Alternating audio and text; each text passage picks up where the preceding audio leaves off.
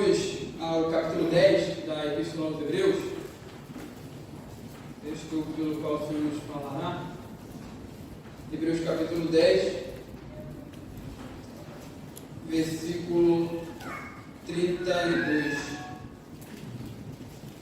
Hebreus 10, 32 até o último versículo, versículo 39.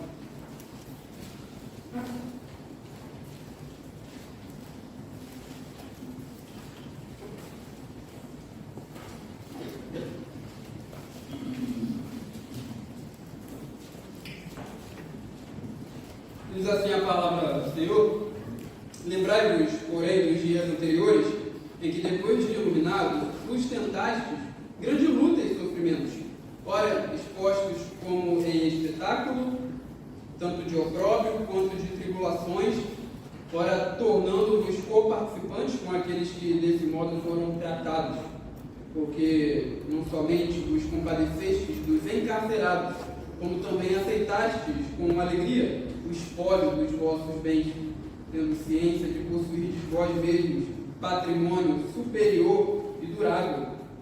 Não abandoneis, portanto, a vossa confiança, ela tem grande galardão. Com efeito, tendes necessidade de perseverança, para que, havendo feito a vontade de Deus, alcanceis a promessa. Porque ainda dentro de pouco tempo, aquele que vem virá, e não tardará. Todavia, o meu justo viverá pela fé, e se retroceder, dele não se compraz a minha alma. Nós, porém, não somos dos que retrocedem para a perdição. Somos, entretanto, da fé, para a conservação da alma. Santíssimo Deus, nós te agradecemos, te louvamos, bendizemos o teu nome, Senhor, e suplicamos a ti para que o Senhor nos fale por meio de tua palavra, e que o teu Espírito nos conceda a graça de entendermos as Escrituras e a vivermos de acordo com o que o Senhor requer de nós. Sim. Em nome de Jesus Cristo. Amém. Meus irmãos, por causa dos avanços dos meios de comunicação, hoje nós temos muito mais informações sobre o que acontece no que diz respeito às perseguições a respeito do cristianismo. A gente tem, por exemplo, para citar aqui, o site Portas Abertas, que constantemente atualiza as informações relacionadas a esse respeito. Se você for nas redes sociais, principalmente no Instagram, existem páginas com esse tipo de conteúdo, páginas focadas em falar, em passar informações a respeito das perseguições. Elas trabalham com esse tema especificamente. E às vezes, quando eu me deparo com esse tipo de coisa, quando eu vejo irmãos sendo perseguidos e passarem sofrimentos por causa do Evangelho, eu me pergunto, será que eu, nessa posição, será que eu conseguiria permanecer fiel ao Senhor, sofrendo esse tipo de perseguição, uma perseguição de alto nível, de alto grau? Não sei se você já se fez essa pergunta, mas será que você permaneceria fiel a Jesus em meio a uma perseguição ferrenha? Como vocês sabem muito bem, o autor de Hebreus escreveu este livro, essa epístola, a cristãos que estavam sendo tentados a abandonarem o cristianismo. E no estudo da última quinta-feira, nós vimos que o autor de Hebreus ele faz uma terrível advertência, que aparece aí no versículo 26 ao versículo 31, que é o penúltimo parágrafo aí do capítulo 10. É uma das mais terríveis advertências que aparecem no Novo Testamento. E ele descreve aí, nesse trecho, nesse parágrafo, cristãos genuínos numa situação de apostasia. Ele não está dizendo que cristãos genuínos, verdadeiros, salvos, de fato, apostataram, nem que eles podem cometer apostasia, mas ele descreve um cristão verdadeiro. Ele nos convida a visualizarmos esse tipo de cristão, e nos convida a mentalizarmos essa pessoa numa situação de apostasia. E ele afirma que essa pessoa estaria num estado terrível por abandonar a Cristo, porque abandonando o Senhor não resta mais sacrifício pelos pecados. Essa pessoa não pode se voltar para nenhum outro reconciliação com Deus, porque Cristo já fez um sacrifício definitivo. E esse sacrifício de Cristo remove todo o meio que o homem pode se achegar a Deus, né? Ou todos os outros sacrifícios do Antigo Testamento, da Antiga Aliança. E depois dessa terrível advertência, agora vem a palavra de encorajamento, que é aí o versículo 32 ao versículo 39, esse trecho aí, esse parágrafo que nós acabamos de ler. E o autor começa aí nos convidando a lembrai-vos, que está aqui numa forma de imperativo, mas não é uma ordem propriamente.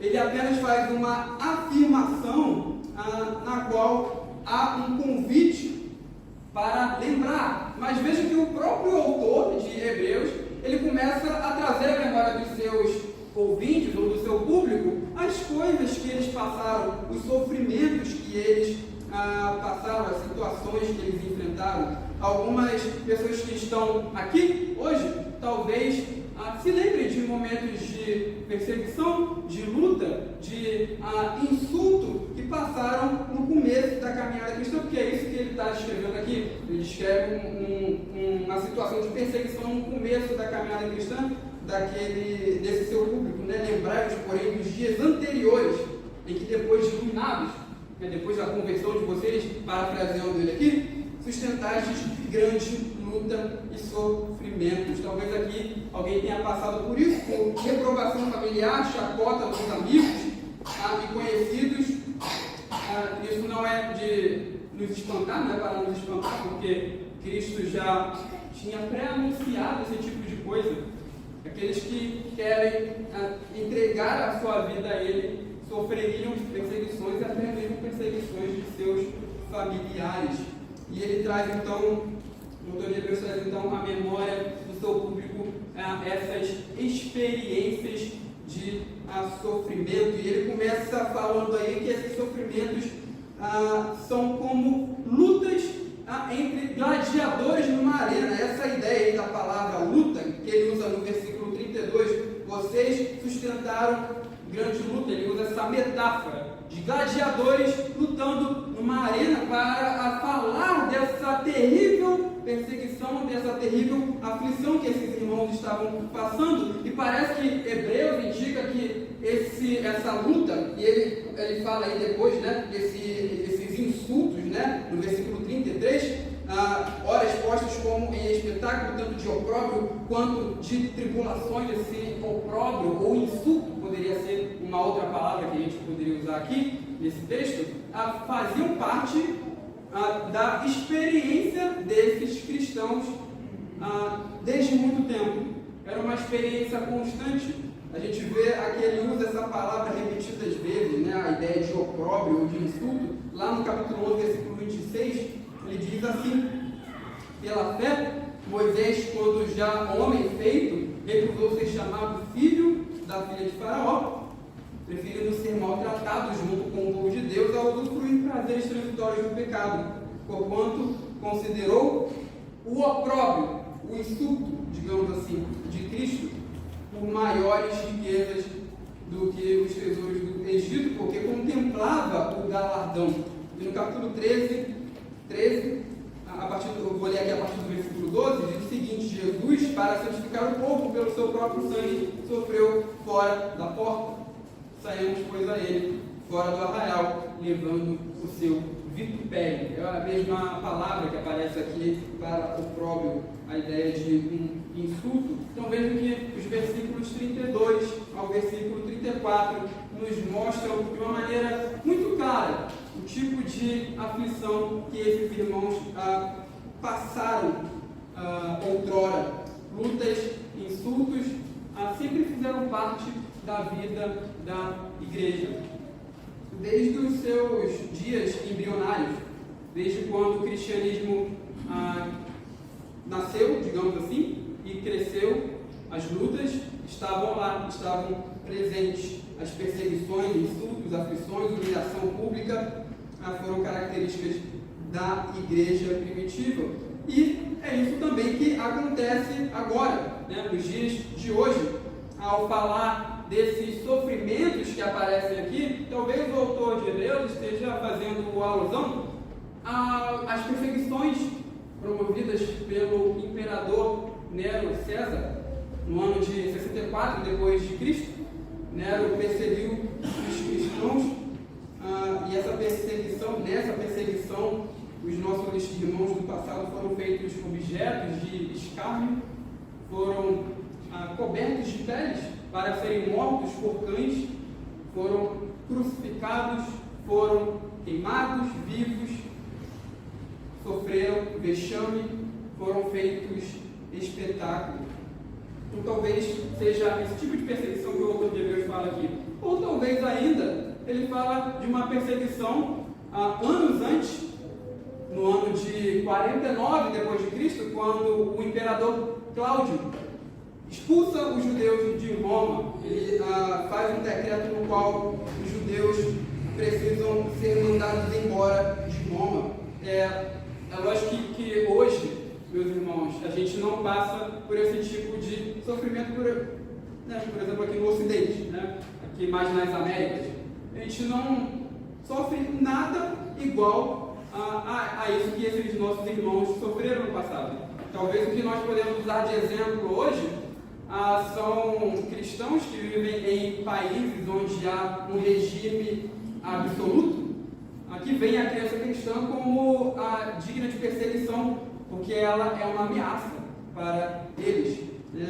O exemplo que a gente pode citar aqui é a Coreia do Norte e a China. Mas o que é importante da gente perceber aqui é que no meio desse sofrimento, perceba que eles conseguem se alegrar. No versículo 34, porque não somente vos compadecestes dos encarcerados, como também aceitastes com alegria o espólio dos vossos bens, tendo ciência de possuídes vós mesmos patrimônio superior e durável. Então, veja que sofrimento, ninguém se alegra com sofrimento. Sofrimento não é uma coisa com qual as pessoas se alegram quando as pessoas são perseguidas. Em qualquer lugar, em qualquer esfera da vida, ninguém se alegra. Quando as pessoas perdem bens, elas não se alegram por isso. E de fato, isso não é tão errado, porque não há nada de intrinsecamente bom no sofrimento para que nós nos alegremos com ele. Então não há nada de naturalmente bom no sofrimento para que alguém se alegre no sofrimento. Mas os cristãos, eles encaram essas dificuldades e essas perseguições com uma outra ótica, com outros olhos. Eles sofrem por amor a Cristo, são perseguidos por amor a Cristo e eles se alegram por causa disso especificamente. Não é porque sofreu apenas, é porque sofreu por amor a Cristo. Porque sofreu por Cristo. Então veja que a gente não é masoquista, tá? O crente, ele não gosta de sofrer, mas ele se alegra, ele tem prazer, digamos assim, quando mesmo em meio à luta, à aflição, ao sofrimento, por amor a Cristo, ele se alegra. Atos 5, 40 a 41, a gente vê isso na vida dos apóstolos, quando o Lucas fala o seguinte: chamando os apóstolos, açoitaram-nos e ordenando-lhes que não falassem em o nome de Jesus, os soltaram. E eles se retiraram do sinédrio, regozijando-se por terem sido considerados dignos de sofrer afrontas por esse nome. Então, veja que os apóstolos se alegraram em meio ao sofrimento, mas porque eles foram considerados dignos de sofrer por causa da pessoa de Cristo, da pessoa do Redentor. Mas perceba que Hebreus, aqui, ele traz um destaque para a ideia de se alegrar quando os bens são removidos, são tirados. E esses nossos irmãos, esses judeus cristãos, eles se alegram porque, embora os bens deles sejam tirados, eles têm a ciência, o conhecimento de que eles possuem algo maior. Eles possuem um patrimônio ou uma propriedade superior e permanente. Superior é uma palavra que Hebreus gosta de usar bastante, aliança superior, uma promessa superior, ele usa superior várias vezes, e agora ele usa essa palavra novamente. Nós temos uma propriedade superior, algo melhor que não pode ser tirado de nós, algo que está relacionado à promessa de Deus. Então, veja que, eis aqui um dos benefícios de nós possuirmos bens relacionados à era vindoura. Porque esse tipo de propriedade, esse tipo de bem, homem nenhum pode tirar de nós. Não é um tipo de tesouro que a traça e a ferrugem corrói. Não é um tipo de tesouro que ladrões podem ter acesso para roubar. É um tesouro superior e duradouro, permanente. Infelizmente, nós vivemos num mundo consumista, onde as pessoas colocam toda a alegria delas nos bens terrenos. As pessoas compram coisas, amontoam bens, e elas, adquirindo esses bens, confiam neles, colocam a confiança neles como objetos absolutos da sua felicidade. É por isso que quando elas perdem tudo, o mundo delas desaba. Elas ficam frustradas, entram em profunda tristeza e angústia. E a gente até que tira a vida por causa disso. Porque investiu nas ações e aí deu errado, e aí perdeu dinheiro. Essa pessoa fica frustrada, o mundo dela acaba. Então ela tira a própria vida, porque ela tinha nos bens terrenos, no dinheiro, a sua fonte absoluta de felicidade, a sua fonte absoluta de segurança, de confiança. Mas você pode se alegrar em Cristo, porque você possui um patrimônio superior que não pode ser tirado de você. Não é algo que é tirado de você quando você vai mal na vida cristã.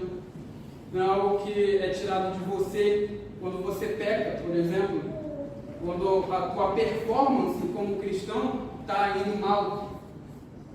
É algo duradouro, é uma promessa que está estabelecida fielmente em Cristo. E muito provavelmente essa propriedade é a nova terra que Deus dará ao seu povo, que é mencionada como a promessa do versículo 36 do nosso texto. Quando ele fala aí, com efeito de necessidade de perseverança, que a vontade de Deus, alcanceis a promessa. Então, essa promessa da nova terra, do novo mundo que Deus tem para o seu povo, é uma coisa que já foi mencionada várias vezes na Epístola aos Hebreus. A nova terra é a herança que Deus tem para nós, ela não pode ser tirada de nós. E veja que para o público de Hebreus, essa nova terra, esse novo mundo não é uma coisa secundária. Não é uma coisa secundária, é uma coisa primária na vida deles. Porque eles perdem seus bens e eles continuam alegres, eles continuam felizes, porque eles sabem que o principal, aquilo que é primário na vida deles, está sendo mantido seguro em Cristo, por Deus em Cristo. E é diante disso que nós devemos olhar para o nosso coração e vermos que é mais importante para nós, meus irmãos.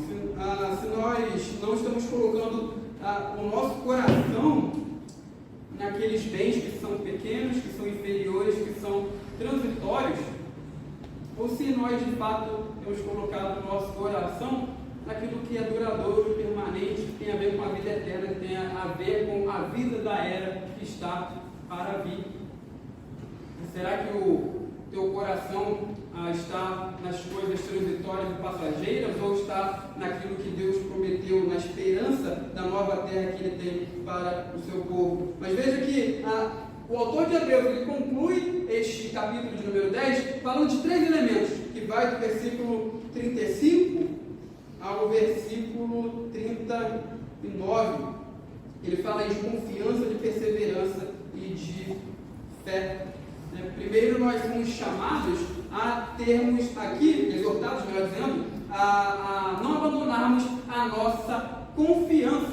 Essa confiança ela já foi mencionada lá no versículo de número 19, quando o autor falou que nós temos intrepidez para entrar no Santo dos Santos pelo sangue de Jesus. Essa palavra, intrepidez, é a palavra para confiança, né, que foi traduzida aqui como intrepidez na nossa versão. É a confiança que nós temos para acessar o Santo dos Santos e, claro que por mantermos essa confiança, como aparece aqui no nosso texto, nós sofremos oposição, nós sofremos afrontas por amor a Cristo, porque nós estamos mantendo essa confissão de que, de fato, a Cristo é Senhor e Ele vai trazer o novo mundo de Deus.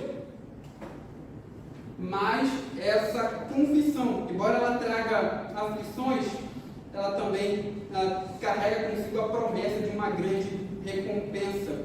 Todavia, essa recompensa ela não é imediata. Ela não é uma recompensa imediata.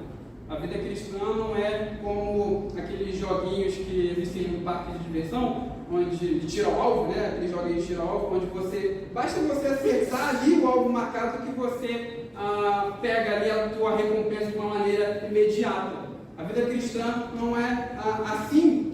Há a necessidade, então, da espera, melhor dizendo, e da perseverança. A recompensa que Deus dará ao seu povo é superior, mas ela requer a espera. E é por isso que há a necessidade de perseverança. A perseverança da espera em meio às lutas, enquanto nós aguardamos a promessa de Deus.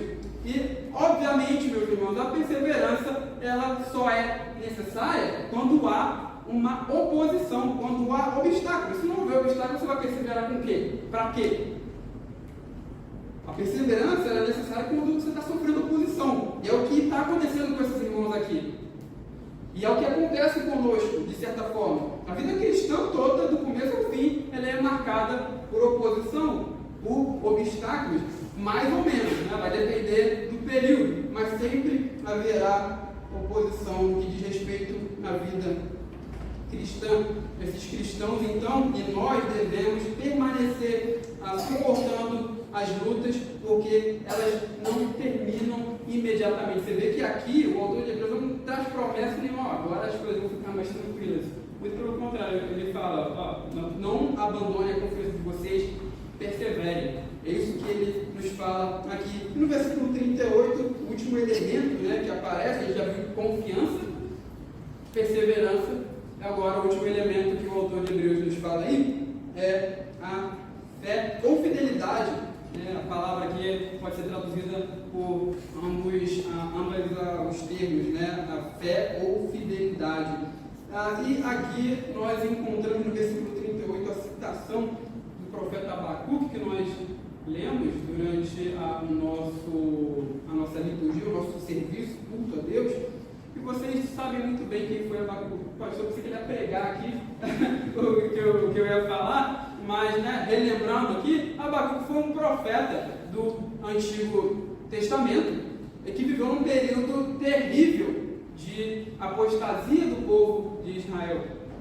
Durante aquele momento de aflição e de apostasia, de abandono da aliança e da lei do Senhor, Abacuque, então, ele faz o seguinte questionamento: Senhor, por que os ímpios não são castigados? O povo está pecando, está fazendo injustiça, por que o Senhor não julga eles?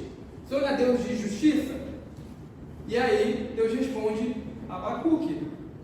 E Deus responde ele dizendo que ele iria usar os caldeus para castigar os ímpios, né, os babilônios. Mas isso... a gente pensa que poderia trazer conforto a Abacuque, né? Que tá bom, você vai usar os babilônios, mas isso não trouxe conforto a ele. Pelo contrário, trouxe mais dúvida ainda a Abacuque, porque Deus iria julgar um povo ímpio usando um povo mais ímpio que o povo de Israel.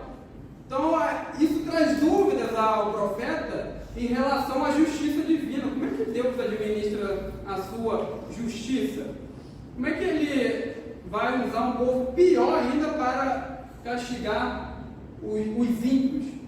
Então, isso traz dúvidas ao profeta Abacuque, e a resposta que Deus dá ao profeta sugere que a nossa responsabilidade não é obter todas as respostas de Deus, mas confiar nele, permanecermos obedientes. Isso está no famoso versículo 4 do capítulo 2 de Abacuque: o justo viverá pela fé, ou o justo viverá pela sua fidelidade, ou seja, o justo manterá o seu caminho íntegro e fiel, mesmo quando não entender os caminhos de Deus. Então, para o autor de Hebreus, para obtermos a recompensa futura, precisamos permanecermos fiéis a Cristo no caminho do sofrimento, por segui-lo, por amor a Ele. Essa é a fidelidade que Deus requer de nós enquanto nós aguardamos a promessa. Então, com tudo isso, meus irmãos, que o autor de Hebreus fala aqui no capítulo 10, ele repete uma estrutura que apareceu lá no capítulo 6 de Hebreus, capítulo 6, versículo 1 a 11. Nós vemos a seguinte estrutura: A é a exortação, depois vem a advertência e, por fim, vem uma palavra final, digamos assim, de encorajamento, e aqui aparece a mesma coisa. Veja que no versículo, parágrafo do versículo 19, que vai até o versículo 25, as várias exortações aí: aproximemo-nos, guardemos firmes, consideremos-nos também uns aos outros para nos estimularmos ao amor e às boas obras, não deixemos de congregar, façamos admoestações. Então, exortações. Depois do versículo 26 ao versículo 31, há uma terrível advertência, como acontece lá no capítulo 6 de Hebreus. E por fim, vem uma palavra de encorajamento. Então parece que o nosso texto ele está dentro dessa estrutura, usada aqui como um meio de encorajar o público, nos encorajar depois da terrível advertência do parágrafo anterior. Então o que nós aprendemos aqui? Aqui, confiança, perseverança e fidelidade é o que Deus requer de nós durante toda a nossa vida cristã, obviamente, mas especialmente em momentos quando nós sofremos insultos por obedecermos a Senhor Jesus Cristo, seja no trabalho, seja na escola, seja na faculdade, em momentos que somos feitos espetáculo público quando zombam da nossa fé, seja nas redes sociais, né, quando nós sofremos o cancelamento, está em moda aí, né? O pessoal gosta de cancelar as outras pessoas nas redes sociais. Mas se isso acontecer, que sejamos cancelados, que soframos pela verdade, pela obediência ao nosso Senhor Jesus Cristo, por mantermos firmes a nossa confissão, por causa das nossas afirmações em favor da verdade do Evangelho, que obviamente são desagradáveis ao resto da sociedade. Se somos de fato da fé em Cristo Jesus, no final, depois de todo o sofrimento, depois de todo obstáculo, depois de toda a luta e aflições que nós passamos aqui, nós receberemos o cumprimento da sua promessa, o patrimônio superior, o patrimônio durável que Deus tem para o seu povo, novos céus e nova terra, nos quais habitam a justiça. Amém.